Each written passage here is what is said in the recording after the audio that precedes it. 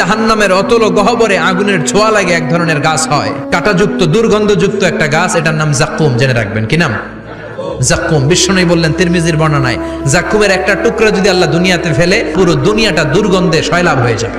পুরো দুনিয়ার মানুষগুলো জাক্কুমের গন্ধে ওই জায়গায় শেষ, পুরো দুনিয়াটা নষ্ট হয়ে যাবে। ওই কাঁটাযুক্ত জাক্কুম তাদেরকে দেয়া হবে, ক্ষুধার চোটে জাক্কুমই খাইতে শুরু করবে। আহা, খেতেও পারবে না, গিলতেও পারবে না, এবার কয় পানি দাও। জাহান্নামীদের জন্য 4 ধরনের ঝর্ণা আছে।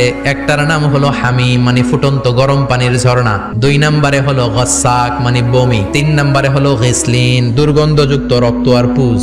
4 নম্বরে হচ্ছে মোহল, পোড়া তেল। খা, দাউ দাউ করে এগুলো থেকে আগুন জ্বলবে, তৃষ্ণার চোটে এগুলোই খেতে চাইবে।